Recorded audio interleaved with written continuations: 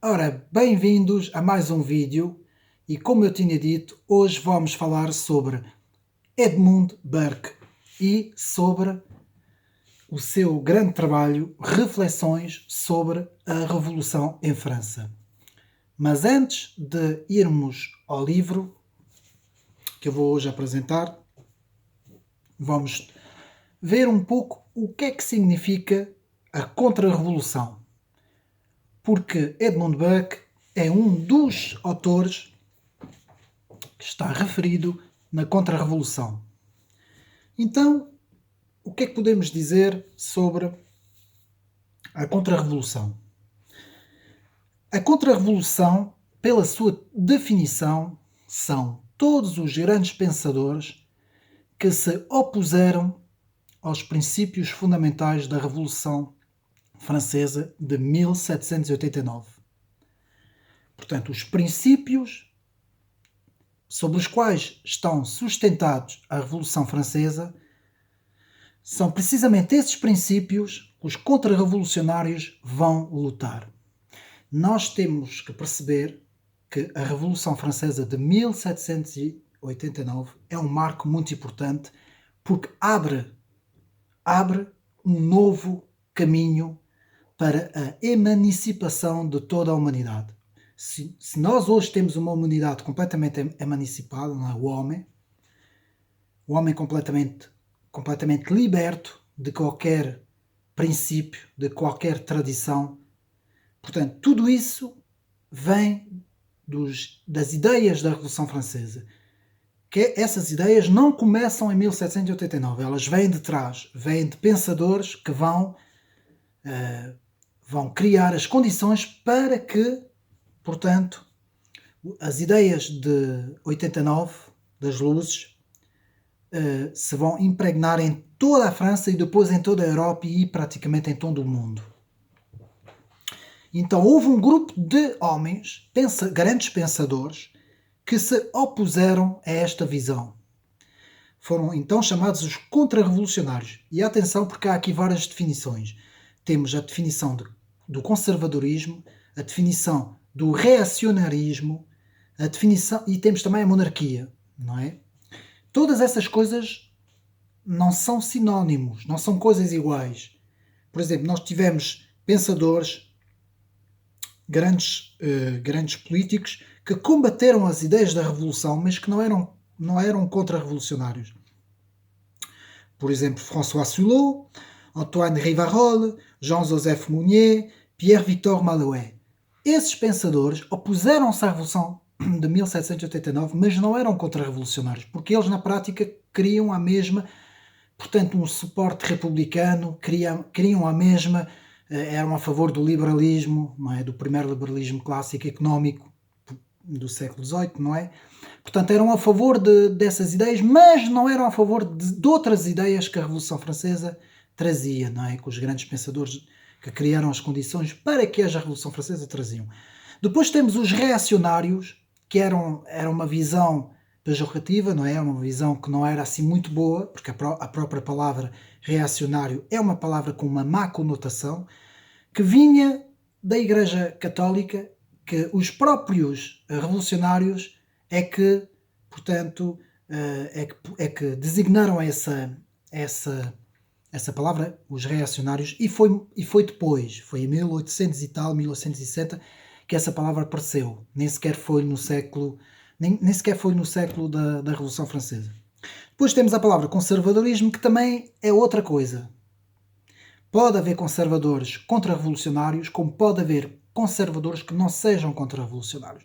E é por isso é que nós temos que estudar bem as coisas, bem os contextos. Eu ouço às vezes na internet muita gente a falar, muitos comentários no Facebook, muita gente a falar de pessoas que veem as coisas assim porque não estudam as coisas. E depois generalizar é um erro, muitas vezes. Às vezes podemos generalizar, mas outras vezes é um erro. Eu não posso generalizar sobre conceitos, porque pode haver, por exemplo, como eu acabei de dizer, pode haver conservadores contra-revolucionários, como pode haver conservadores que não sejam contra-revolucionários. Então nós não podemos generalizar tudo. como também há republicanos, houve republicanos, portanto em França, que eram pessoas contra-revolucionários, vejam bem, também existiu. Embora a contra-revolução foi logo completamente, digamos, pegado pelos monárquicos, por aqueles que defendiam a monarquia, daí que os republicanos nunca puderam se aproximar muito do conceito de soberania de uma nação, do próprio conceito nacionalista, por causa disso, por causa dessa situação. Isso estou a falar do século XVII, não é? Pronto, então continuando, já vimos que a palavra contra-revolução significa opor-se aos princípios bases, princípios fundamentais da Revolução de 1789. Então tivemos grandes homens que se posicionaram nesta posição. Entre eles, eu vou começar assim um pouco por ordem, não é? Temos, portanto, temos dois grandes homens, que é Joseph de Maistre e Augustin Barruel. Joseph de Maistre não precisa aqui estar a falar, já fiz um vídeo sobre o livro dele, um dos livros dele, sobre ele. Já se sabe que foi um conservador contra-revolucionário, portanto não vou agora aqui falar muito dele. Aqui a única coisa que podemos dizer é que ele pertenceu a um grupo que eram chamados os místicos contra-revolucionários. E porquê os místicos contra-revolucionários? Porque eram pessoas que sustentavam um certo esoterismo. Portanto, eles eram um pouco esotéricos. Eles diziam que a Revolução de 1789 tinha sido um castigo.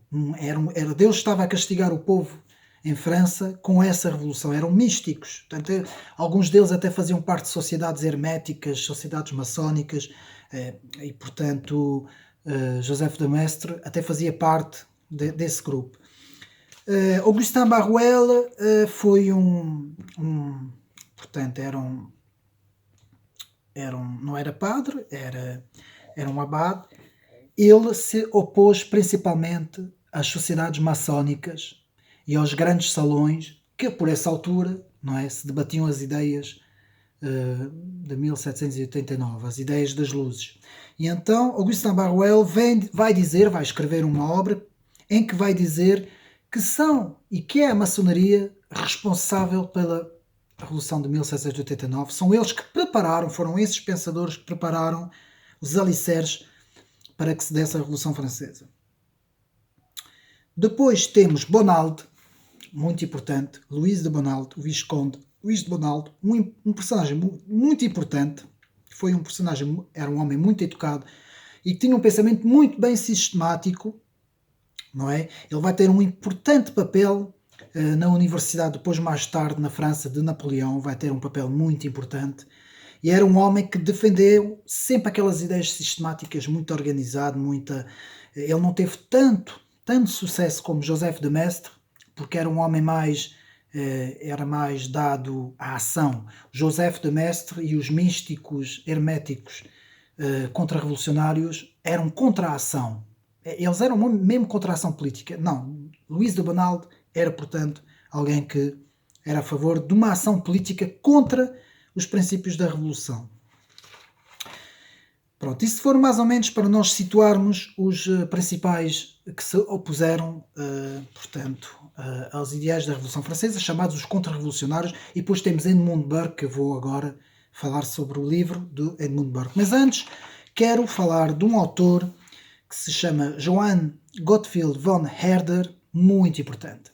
Herder é um homem muito importante. Eu digo a muita gente para estudar esse pensador, porque Johann Herder eu considero o pai do nacionalismo.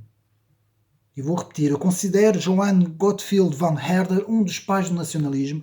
Foi um dos primeiros a defender as tradições. Ele tem uma frase muito importante que diz: os povos têm tradições, uma tradição uma tradição que é transmitida ao longo dos séculos e que é essencial para a sobrevivência dos povos. Portanto, é um homem que viveu entre 1744 e 1803 e vai ter um papel muito importante também na Contra-Revolução. Mas basicamente é isso. São mais ou menos os grandes conservadores que eu tive a dizer, contra-revolucionários que eu tive a citar, não é? Joseph de Maistre, Augustin Barruel,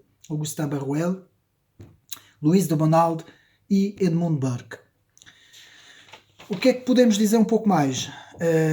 Temos outros grandes pensadores que vieram muito mais para a frente, não é? Já no século XIX. Carl Schmitt é um deles, um homem que era claramente um conservador e claramente um contra-revolucionário. Todo o pensamento dele podemos o situar e o posicionar na contra-revolução.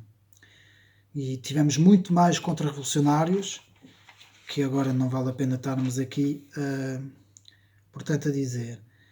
Então, vamos agora analisar o livro de Edmund Burke e vamos ver quem é Edmund Burke, como é que este homem aparece em cena, não é?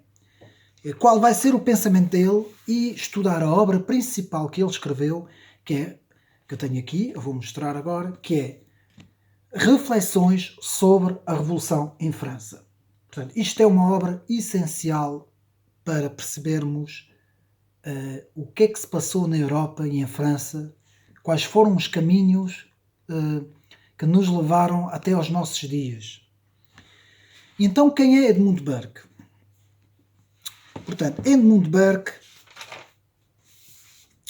é um irlandês, nasceu em Dublin em 1729, foi filósofo, foi político, foi escritor, foi também advogado, participou e foi um grande orador, membro do partido dos Whigs, que eu já vou explicar, e também escreveu vários tratados, e escreveu um tratado sobre a estética. Isto para resumir mais ou menos quem foi Edmund Burke. Edmund Burke foi um homem que sempre defendeu a tradição.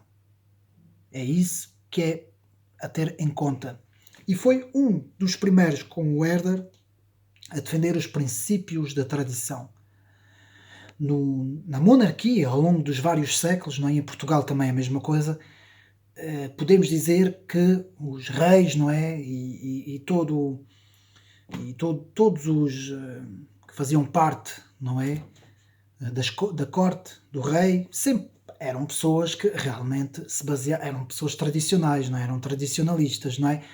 Mas quando se dá as ideias das luzes, que vão começar atrás, que vão começar na época escolástica, com alguns autores como o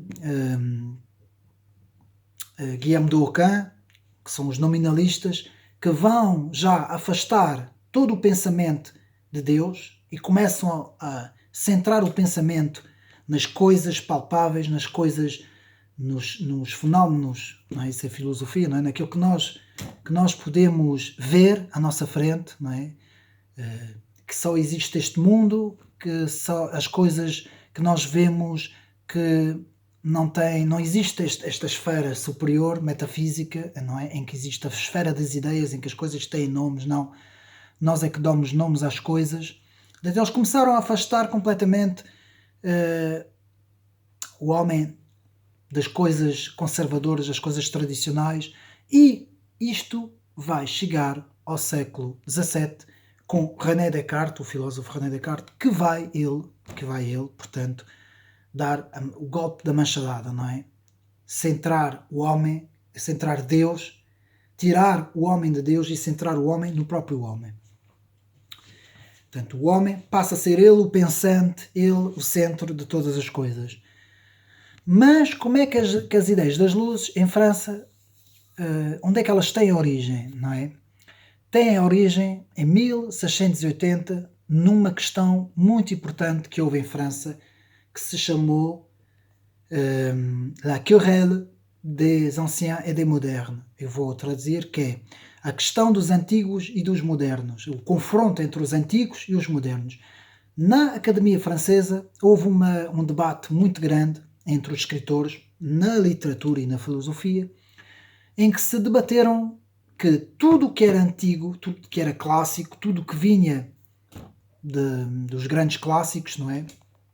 tanto na literatura como na filosofia, clássicos esses que vinham da Grécia Antiga, Platão, Aristóteles, todas essas grandes obras, Virgílio, tudo o que foi escrito no Antigo, até, aliás, apanhando também a patrística e a escolástica de Tomás de Aquino e de Agostinho, todas essas grandes obras que foram escritas já não valiam nada. O que era bom agora era o que se estava a fazer. O moderno é sempre melhor que o antigo. Essa questão criou a chamada Les Querelles des Anciens et des Modernes, que é a questão dos antigos e dos modernos, que vai criar o primeiro grande confronto, e os antigos, os que vão defender a antiguidade, vão ser aqueles que se vão posicionar na Contra-Revolução. Quando se dá a Revolução Francesa, são aqueles que se posicionam na Contra-Revolução. E os grandes pensadores, como Edmund Burke, vão buscar, portanto, certas coisas nesta grande questão dos antigos e dos modernos, sobre como defender a tradição, como defender as coisas do passado. E então o que é que Burke vai dizer? Burke vai dizer que tudo o que é uma tradição bem sucedida deve ser mantida.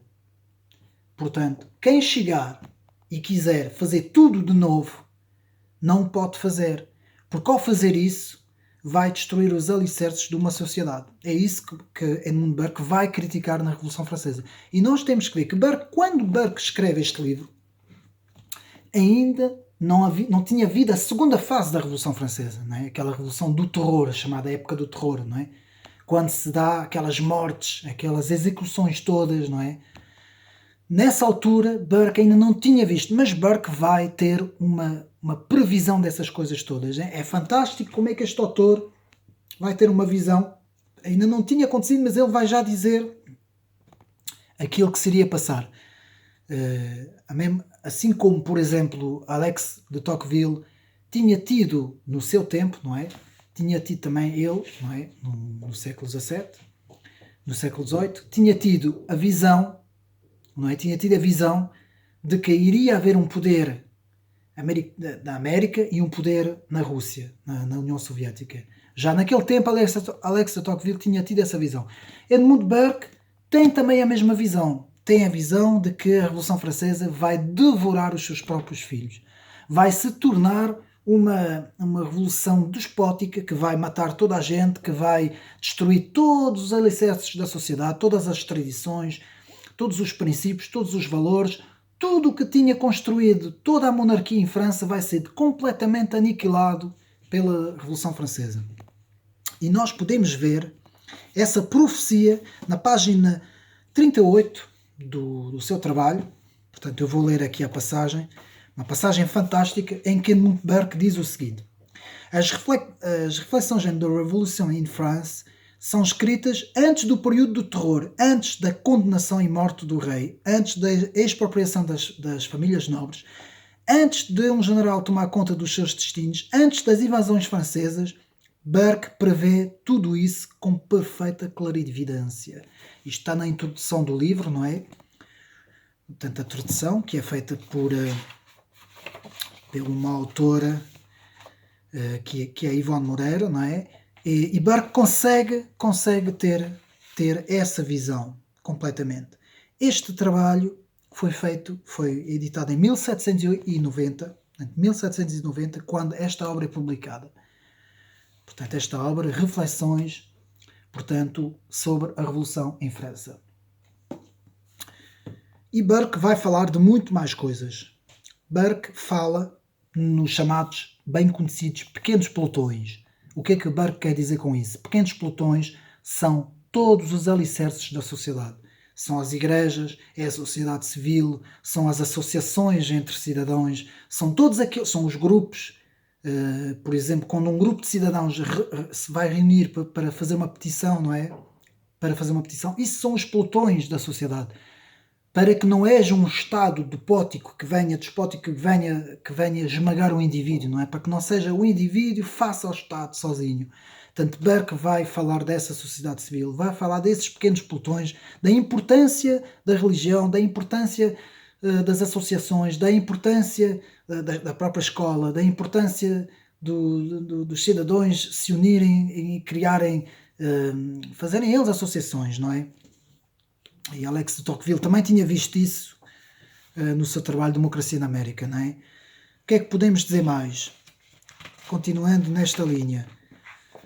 Na página 116, Burke vai falar de uma coisa muito importante. Burke vai nos falar das paixões dos homens, de como restringir as paixões dos homens. E então é dele essa passagem. A sociedade requer não só que as paixões dos indivíduos sejam refriadas, mas também no conjunto da sociedade, assim bem como nos indivíduos, que as inclinações dos homens devem ser frequentemente contrariadas, a sua vontade controlada e as suas paixões domadas. Isso apenas pode ser feito por um poder fora deles mesmo e que não esteja no exercício desta função, sujeito à vontade e às paixões, que é a sua função, refriar e submeter os homens. Neste sentido, devem contar-se entre os direitos do homem, não só as suas liberdades, mas também, reparem bem, não só as suas liberdades e os seus direitos, mas também as suas restrições e os seus deveres. Portanto, Burke vai opor-se completamente aos ideais da Revolução Francesa, porque hoje toda a gente fala em direitos, os direitos do homem, os direitos, a liberdade, os direitos. Não, Burke vai dizer não, há a restrição, há os deveres, há, portanto, o dever do homem, portanto, que é controlar as suas próprias paixões, pois isto é completamente ao contrário daquilo que depois no século XIX e século XX os socialistas vão fazer. Portanto, Burke vai defender, por isso é que Burke vai defender o constitucionalismo, que é Burke defende a Constituição.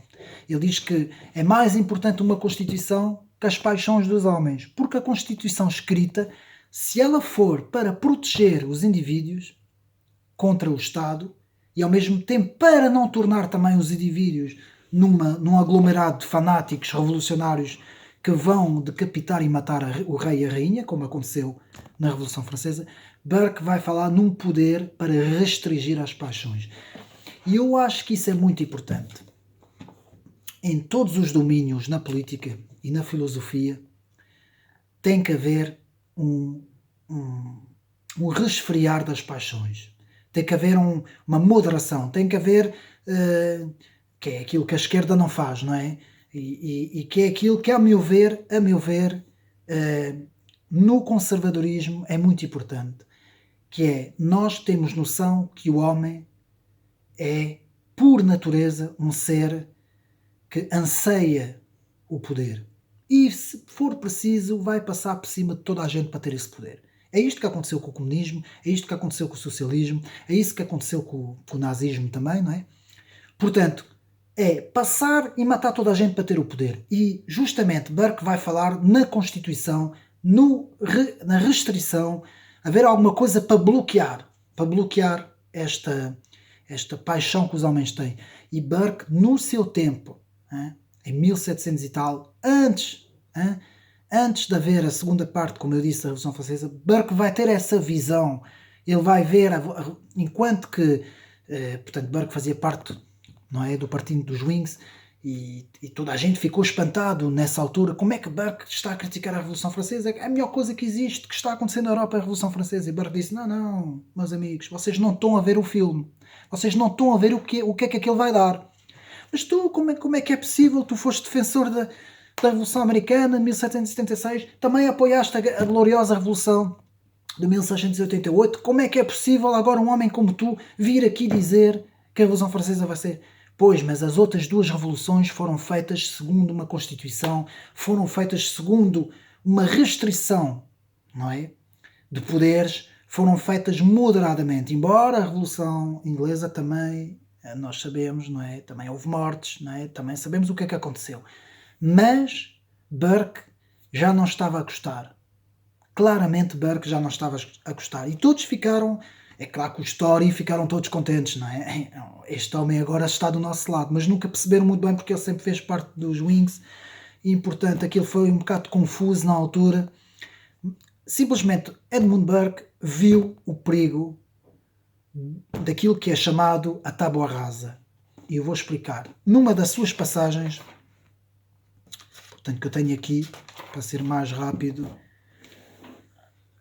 na página 232 do livro, não é? Do livro que eu estou aqui a mostrar, o que é que Burke vai dizer? Burke, que não queria criticar Locke, John Locke, porque era grande amigo de John Locke, porque John Locke era uma pessoa intocável, não é? Lá no Parlamento inglês, era uma pessoa muito importante. Ele não queria tocar nele, mas vai fazer aqui uma crítica na página, portanto, 232, sobre a chamada Tábua Rasa de John Locke. E o que é que Edmund Burke diz? Ele diz o seguinte: não posso conceber como é que alguém pode guindar-se à presunção extrema de considerar o seu país apenas como uma carta branca, portanto, como uma tábua rasa, como uma carta branca, sobre o qual pode rabiscar o que é que lhe quiser e o que lhe agradar. Um homem de uma benevolência calorosa e dada a especulação pode desejar ver a sua sociedade constituída de um modo diferente da qual se encontra, mas um bom patriota e um verdadeiro político sempre pondera sobre o modo como tirar o melhor proveito do que efetivamente existe no seu país. Reparem bem essa profundeza dessas palavras. Não é? Uma disposição para preservar e uma capacidade para melhorar. Tomadas em conjunto, constituem o meu modelo de homem de Estado. Isso é o Burke que está a falar. Portanto, tudo mais é grosseiro na concepção e perigosa na execução. Portanto, aqui Burke diz, não, espera aí. Toda a tradição que vem de trás é muito importante. Pode haver inovação. A inovação é muito importante. Mas a inovação tem que ser feita com base na tradição. Com base naquilo que já foi feito, aquilo que já foi bem feito. Guardar o que foi bem feito, rejeitar o que foi mal feito. E naquilo que vai vir, naquilo que se vai fazer, guardar as coisas boas, mas rejeitar as coisas más. E é precisamente isso que os socialistas vão rejeitar. Os socialistas vão engendrar uma engenharia social pelo qual tudo é feito de novo. O homem é feito de novo, a sociedade é feita de novo, os poderes políticos são feitos de novo, tudo é feito de novo. E vão basear tudo isso nos direitos humanos. Eles vão pegar nos direitos humanos e vão centrar os direitos humanos diretamente na pessoa humana e vão dizer, e aí, por isso é que os direitos humanos, para mim, está na base de todo o descalabro, ao contrário do que toda a gente diz, os direitos humanos está na base de todo o descalabro da civilização ocidental. Eu digo isso, eu posso até sofrer algumas consequências por dizer isso, mas quando eu falo nos direitos humanos, eu não falo na dignidade da pessoa humana, que é muito diferente. Porque a pessoa humana tem toda a dignidade e tem direito a ter todos os direitos, desde que sejam direitos e deveres, desde que sejam direitos que não passem em cima dos direitos dos outros, das outras pessoas. Agora, querer todos os direitos apenas porque é um direito do homem, é um direito humano, é uma estupidez, não é? Como é óbvio, é uma estupidez, porque nós não podemos ter todos os direitos do mundo. Eu não tenho direito a ter todos os direitos do mundo. Então agora vou sair daqui, vou assaltar um banco, vou roubar a mulher do meu vizinho, vou pegar no carro de alguém aí. Não posso ter os direitos todos que me apetecer e que eu quiser, não é? Tem que haver, portanto, restrição nas coisas. Tem que haver restrições. E por isso é que existem as leis, por isso é que existem as constituições, por isso é que existem todas essas coisas. E Burke era defensor das tradições. E as tradições é muito importante. E nós podemos dizer, podemos afirmar que as tradições cristãs na Europa, junto com as tradições clássicas da Grécia Antiga, formaram a civilização ocidental. Deram os alicerces da base de toda a civilização ocidental. Que é isso que as outras civilizações não tiveram. Porque se nós vamos espreitar as outras civilizações, a civilização chinesa, a civilização indianas, asiáticas, muçulmanas, e algumas africanas, não é nada disso. Muitas vezes é o caos. Muitas vezes é a lei do mais forte. Muitas vezes é o caos total, não é? Não tiveram esse espírito constitucional que nós tivemos.